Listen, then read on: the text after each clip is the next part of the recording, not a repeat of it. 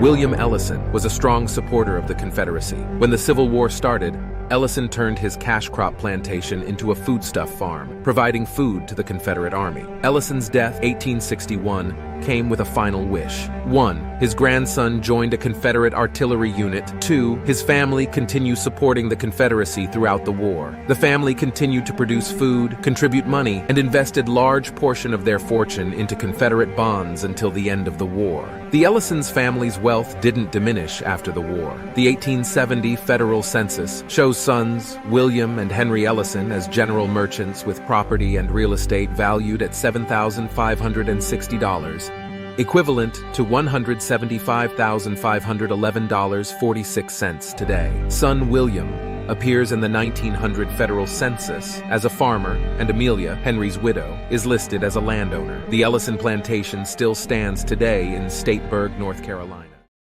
We get paid to rap about that stuff. They actually pay us more when we rap about more ignorant stuff, so I make sure I even a line and come talk on stages like this.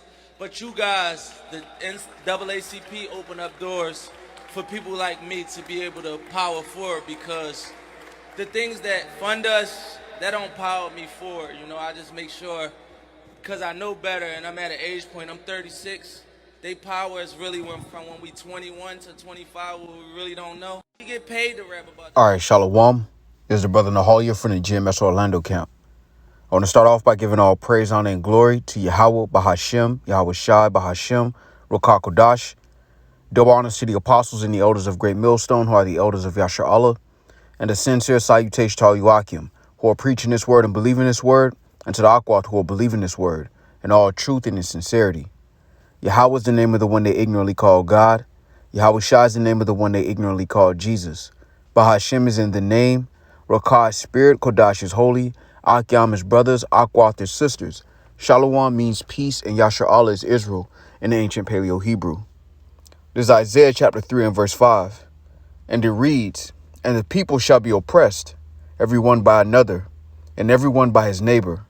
The child shall behave himself proudly against the ancient, and the base against the honorable." All right, and I want to go into a lesson based on that clip you just saw of William Ellison. You know, the records show, or they say, that he was a so-called Negro, you know, a former slave who was able to attain his freedom, and he owned slaves himself. All right. Now, as a disclaimer through the spirit, you know, it's hard to say if he was a son of his slave master or not. You know, the history isn't quite clear, but we're going to read some of his history. All right. But this goes to show you that there's nothing new under the sun, right? So you have, even now in this day and age, you have Israelites that benefit from us being in a downtrodden position. You know, they're able to exploit us, similar to how Esau exploits us. All right. Now, this is and I'll show you why through the spirit. You know, again, it mentioned it in the clip that he heavily supported the Confederacy. But we're going to bring that history out. All right. This is Jeremiah chapter 5 and verse 26. And it reads, "For among my people are found wicked men. They lay wait as he that setteth snares. They set a trap. They catch men." All right. So again, throughout history, you've always had this situation where there were certain men of Israel who put themselves in a position to benefit from us being in a lower state. Now, this is completely different from other situations where, you know, Jake was given a certain position in different captivities, and it actually benefited us as a nation of people, as opposed to what you see now, all right, which is really just the exploitation of our people by our own people. All right. So let's go into this. All right, let's go. And I'm going to go to Wikipedia. I didn't want to just grab a random article, so I wanted to go to Wikipedia. All right. And it says William Ellison. You know, let's read the first paragraph, and then I'll jump down to some of the points. It says William Ellison Jr., born April Ellison, was a USA cotton gin maker and blacksmith in South Carolina, and former African-American slave who achieved considerable success as a slave owner before the American Civil War. He eventually became a major planter and one of the wealthiest property owners in the state. According to the 1860 census, in which his surname was listed as Ellison, he owned up to 68 black slaves, making him the largest of the 171 black slave owners in South Carolina. He held 63 slaves at his death and more than 900 acres of land. From 1830 to 1865, he and his sons were the only free blacks in Sumter County, South Carolina, to own slaves. The county was largely devoted to cotton plantations, and the majority population were slaves. All right, now, at first glance, a lot of our people will see this and say, well, maybe he treated the slaves that he had better than the so-called white slave owners, but what you start to see as history goes throughout his story, you find out that he was a heavy supporter of the Confederacy, all right, which says many things without saying it blatantly, which is that, whether he treated those guys who were on his plantation better than the so-called white man who owned slaves, it doesn't affect the idea and the understanding that he supported the institution of slavery. So he supported his people being exploited, all right, for free labor because it benefited him. All right. And this is based on his history. All right. So we're going to go through this. All right, which shows you how it relates to today, because, again, a lot of prominent positions that our people hold in this society is based on exploiting our people. All right, whether it's the guys who make movies and they always make movies about the trauma that Negroes, Latinos, and Native Americans go through. All right. Or the stereotypical Negro pimp, thug, gangster, whatever the case may be. All right. These positions that Esau set up in this system is basically positions to exploit our trauma and our downtrodden position in life, in earth. All right. As a nation of people, our reputation is tarnished. And a lot of our people achieve success by exploiting our people being tarnished. All right. Whether it's the rappers, perfect example, and Lord willing, I if I can find it, I'll put the clip. By now, you probably already saw it, but the clip of one of the latest rappers, one of the prominent rappers of this day and age, saying that they get money to talk about ignorant stuff. They get paid more money to talk about stuff that's ignorant, which shows you that there's always these little segments of this society amongst Esau where you have the ability to achieve certain levels of financial gain that the average Negro, Latino, or Native American cannot gain by exploiting your own people. All right. Now, this guy is just doing it during antebellum. All right. So let's read more on him. All right. I want to jump down. All right. Let's get down here to this paragraph here. All right. It says he took a wife at the age of 21 after buying his own freedom when he was 26. A few years later, Ellison purchased his wife and their children to protect them from sales as slaves. The Act of 1820 made it more difficult for slaveholders to make personal manumissions, but Ellison gained freedom for his sons and a quasi-freedom for his surviving daughter. All right, now let's get this word manumisms. For those who don't know, it says manumism or enfranchisement is the act of freeing enslaved people by their enslavers. All right, different approaches to manumism were developed, each specific to the time and place of a particular society. Historian Vern Shepard states that the most widely used term is gratuitous manumism, the conferment of freedom on the enslaved by enslavers before the end of the slave system. All right. So, again, it's explaining that it became harder and harder for those slave holders or owners to perform this act of freeing slaves. All right. Through this act. All right. Through manumism. Now, let's continue. All right. Because I want to hit this point. All right, it says, during the American Civil War, Ellison and his sons supported the Confederate States of America and gave the government substantial donations and aid. A grandson fought informally with the regular Confederate Army and survived the war. Now, this is a very telling part of his history, all right, his story concerning William Ellison and how it relates to our nation today. All right, because for him to support the Confederacy means he was actively fighting and putting his sons in harm's way to protect the institution of slavery, where Negroes, Latinos, and Native Americans were forced to labor for free because he personally benefited from it. And this is why I touched Isaiah, the 3rd chapter, because again, the scriptures go into our people shall be oppressed one against another, roughly paraphrasing. Now, you see that on the lower level now with Jake competing financially with each other, wearing their wealth on their body and calling other Jakes out for having jobs and being broke. But when you look at William Ellison's story, it's a very different type of story because it shows that he was able to gain substantial wealth from this institution, from exploiting Negroes, Latinos, and Native Americans.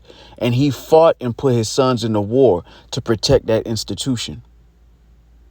All right, let's go back to it. All right, Jeremiah 5:26. Let's read it in the NLT. Among my people are wicked men who lie in wait for victims like a hunter hiding in a blind. They continually set traps to catch people. All right. And William Ellison is an example of, let's get that. Salakia. This is Proverbs chapter 3 and verse 31. And it reads, envy thou not the oppressor and choose none of his ways. And William Ellison is a perfect example of the exact opposite of that. All right.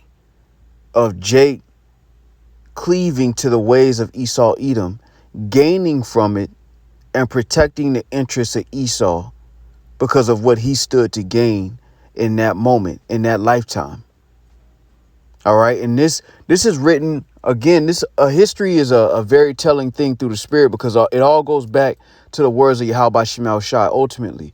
And it's stories like this, is records like this that show you that there's nothing new under the sun, that there has always been these positions in these societies that ruled over our nation where Jake was able to get in and exploit it.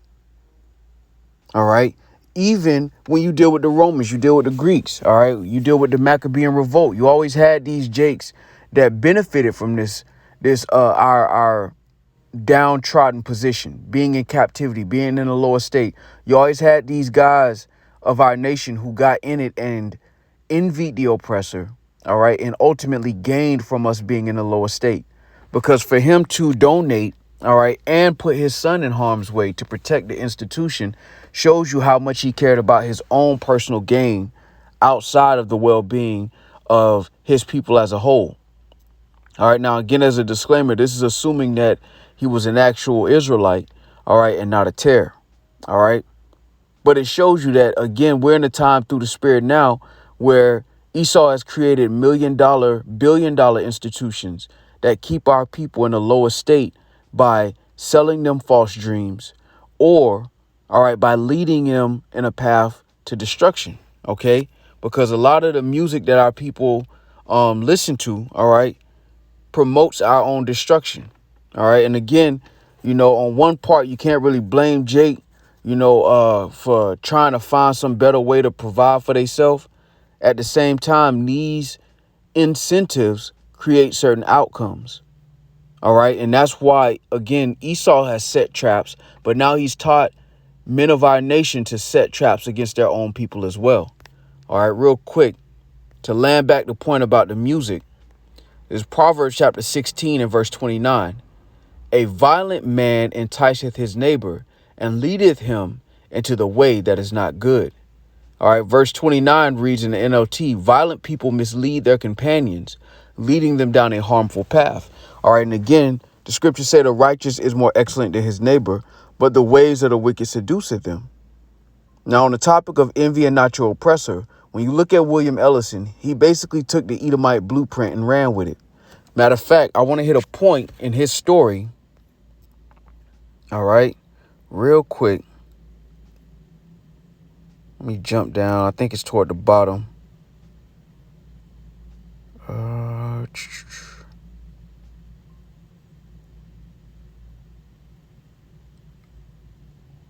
Salakia, bear with me. I want to get, because there's a reason that his name is Ellison. All right. When you go into his history, you found out. Here it is. All right. I'm going to just read it. It says, on June 8th, 1816, at the age of 26, April was freed by his master, William Ellison, likely his father, as April took his name as a free man. All right. Now, this gives us a context clue. We don't know for sure if he was a tear, all right, whatever the case may be. But again, his blueprint is being used by Negroes, Latinos, and Native Americans in these last days in this society to capitalize off us being in a downtrodden position as well. All right. It says April appeared to have purchased his freedom by money saved from a portion of his earnings. According to the 1800 law, 5 freemen had to appear with his master in court to attest to April's ability to support himself in freedom. At that time, he took the name William Ellison Jr. as aligning himself with the planter family. All right, so again, he named himself a junior to his slave owner. All right, which all right, if he's not a tear, it shows him envying his oppressor and choosing his ways in one of the most blatant forms. All right, but again, his deeds, whether he's a tear or not, is a reflection of what's going on in this society concerning our people and what has been going on since we've been in captivity, in and out of captivity. You've always had those Israelites that put themselves in a position to exploit us being in a lower state. You know, when you think about Paul saying, you have reigned like kings without us, because the same thing that's going on now in this society with Jakes that reign as like kings without us, you had those things going on during that time. All right, where they were put in a position, an elevated position where they capitalized off of the lower state that we were placed in. All right. So I want to touch those points. All right. And highlight, this clip, because, again, I like to look at these clips, but then I like to go and do my own digging through the spirit. All right. So Lord willing, this was edifying. I just wanted to hit those points. All right. With that, I want to give all praise, honor, and glory to Yahweh, Bahashem, Yahweh Shai, Bahashem, Rakakodash. Double honors to the apostles and the elders of Great Millstone, who are the elders of Yashar Allah, and the sincere salutations to all you Akim, who are preaching this word and believing this word, and to the Akwath, who are believing this word in all truth and in sincerity. Shalom.